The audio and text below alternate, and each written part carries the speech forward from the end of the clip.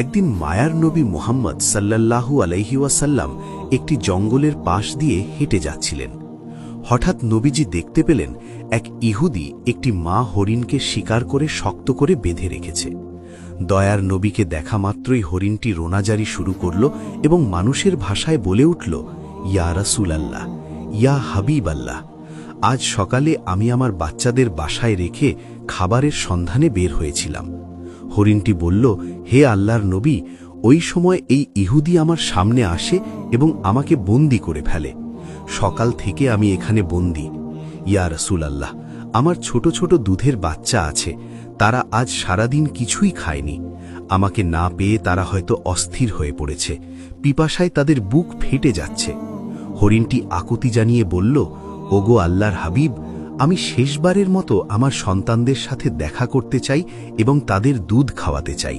দয়া করে আপনি এর একটা ব্যবস্থা করে দিন। হরিণের এই করুণ আর্জি শুনে দয়াল নবীর অন্তর কেঁদে উঠল। তিনি ইহুদিকে ডেকে বললেন, হে ইহুদি, তুমি কেন এই অবলা প্রাণীটিকে আটকে রেখেছ? ইহুদি উত্তর দিল, আমি একে শিকার করেছি, আর বনের প্রাণী শিকার করা তো আমার অধিকার, তাই আমি একে ছাড়ব না। নবীজি বললেন, তুমি কি দেখতে পাচ্ছ না এটি একটি মা হরিণ? এর স্তন দুধে পরিপূর্ণ, এর বাচ্চারা না খেয়ে কষ্ট পাচ্ছে, তুমি একে একবার সুযোগ দাও। ইহুদি অবজ্ঞার সাথে বলল, আমি এত কষ্ট করে ধরলাম আর আপনার কথাই ছেড়ে দেব? একবার ছেড়ে দিলে কি বনের হরিণ আর ফিরে আসে? তখন বিশ্বনবী বললেন, তুমি একে ছেড়ে দাও, আমি জামিন হচ্ছি, সে তার বাচ্চাদের দুধ খাইয়ে আবার তোমার কাছে ফিরে আসবে। ইহুদি বিদ্রুপ করে বলল, বনের হরিণ কি আপনার বাপদাদার সম্পদ যে ফিরে আসবে? শিকার করা প্রাণী ফিরে আসার কি কোনো নজির আছে? যখন ইহুদি কোনোভাবেই রাজি হচ্ছিল না, তখন নবীজি বললেন, তবে এক কাজ করো, তুমি হরিণটিকে ছেড়ে দাও আর তার বদলে আমাকে এখানে বেঁধে রাখো। হরিণ না ফিরলে তুমি আমাকে সারা জীবন বন্দী করে রেখো। ইহুদি ভাবল এটি ভালো সুযোগ। সে নবীজিকে বেঁধে রেখে হরিণটিকে ছেড়ে দিল। ছাড়া পেয়ে হরিণটি দ্রুত বনের দিকে ছুটে গেল। ইহুদি মনে মনে হাসছিল আর ভাবছিল, এই লোকটির মতো বোকা আর কেউ নেই, একটা বনের প্রাণীর জন্য নিজের জীবন বিপদে ফেলল। ওদিকে মা হরিণ দৌড়ে তার সন্তানদের কাছে পৌঁছল। বাচ্চারা তাকে দেখে বলল, আম্মাজান, আজ কেন এত দেরি হলো? আমরা আপনার জন্য অপেক্ষা করতে করতে ক্লান্ত হয়ে পড়েছি। মা হরিণ চোখের পানি ছেড়ে বলল, ওরে আমার কলিজার টুকরা সন্তানরা, তোমরা তাড়াতাড়ি শেষবারের মতো আমার দুধ পান করে নাও, কারণ হয়তো তোমাদের সাথে আর কোনো দিন দেখা হবে না। বাচ্চারা অবাক হয়ে কারণ জানতে চাইলে মা হরিণ পুরো ঘটনা খুলে বলল। সে বলল, মায়ার নবী মুহাম্মদ সাল্লাল্লাহু আলাইহি ওয়াসাল্লাম নিজের জীবন বন্ধক রেখে আমাকে তোমাদের কাছে পাঠিয়েছেন। ওই নিষ্ঠুর ইহুদি এখন আমার নবীকে বেঁধে রেখেছে। এ কথা শোনা মাত্র হরিণের বাচ্চারা দুধ পান করা বন্ধ করে দিল। তারা বলল, আম্মাজান, আপনি কি বলছেন? মায়ার নবী বন্দী আর আমরা দুধ পান করব? এটা অসম্ভব। চলুন, আমরাও আপনার সাথে যাব। নবীজির সামান্য কষ্টও আমরা সহ্য করতে পারব না। কিছুক্ষণ পর ইহুদি দেখল, বনের ভেতর থেকে কেবল সেই মা হরিণই নয়, তার সাথে ছোট ছোট বাচ্চাগুলোও দৌড়ে আসছে। এই দৃশ্য দেখে ইহুদি থমকে গেল। হরিণটি নবীজির সামনে এসে ক্ষমা চেয়ে বলল, ইয়া রাসূলাল্লাহ, আমার আসতে দেরি হওয়ায় আপনি কষ্ট পেয়েছেন, আমাকে ক্ষমা করুন।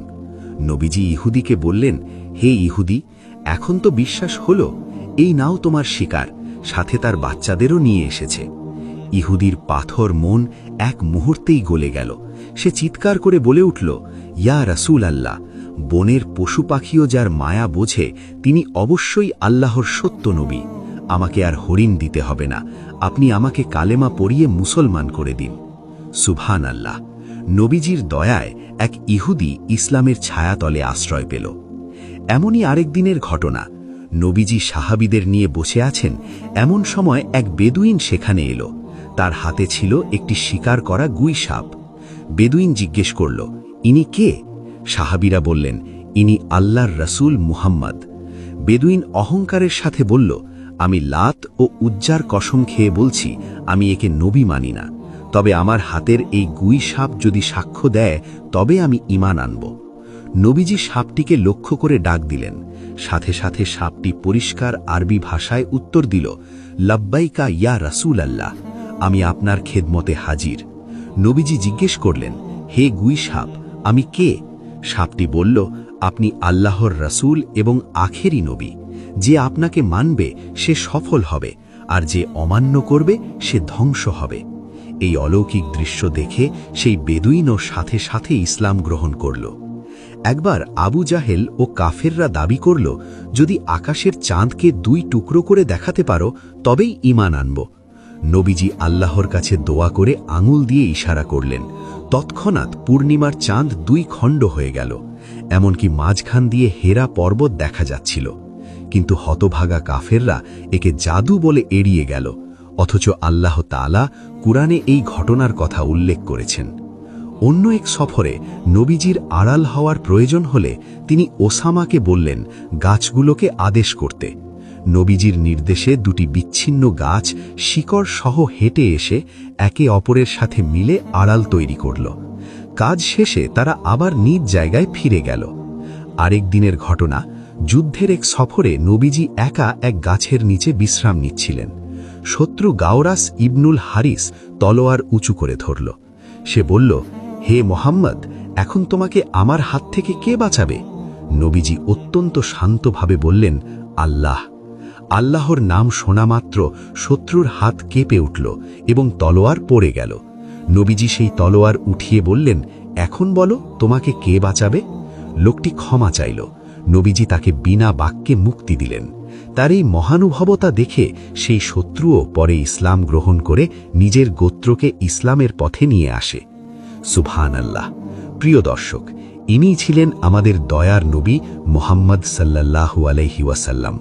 পশু পাখি, গাছপালা, এমনকি জড় বস্তুও তার নবুয়তের সাক্ষ্য দিত। আল্লাহ আমাদের সবাইকে নবীজির আদর্শে জীবন গড়ার তৌফিক দান করুন।